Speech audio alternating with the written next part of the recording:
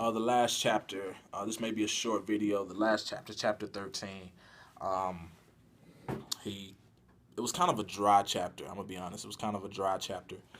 He repeated himself a lot, and there was just some kind of. I think he could have closed it at chapter 12, and maybe added maybe a few sentences or a few paragraphs on from chapter 13 to chapter 12. But chapter 13 was kind of like, okay, I get you. You know, you made your point, so it was kind of a dry read. But he basically capstones everything in this sentence. The fear of God is the essential foundation. Without this, the fear of man will flourish.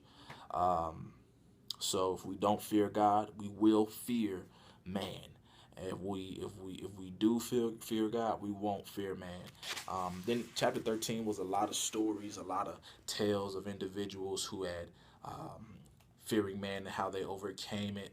And then, but I didn't really spend too much time reading chapter 13, just honestly because it got pretty boring. But I pressed through and made it to the end. I took a day or two off from 13 and went to the end. And so then he talked about himself. He said, instead of being consumed with self-doubt and self-pity, I asked my wife and other friends to pray for the lecture. He was very scared of this lecture that he was about to do.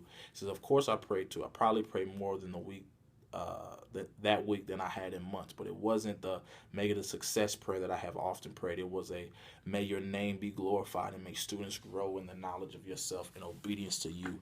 And amazing, and I underline that because I mean just that can translate over into everything in just our daily lives as we go to work. Rather than fearing our boss and fearing our coworkers and fearing performance reviews, go to work with the mindset of Lord, may you be glorified and may your name be proclaimed and may your light shine through me, rather than going to, whatever it is that we do and fearing man, saying, Lord, as I go here, though I may be nervous, remove this nervousness from me and let your name be glorified, let your gospel be preached, and let your light and your love be shown through my life.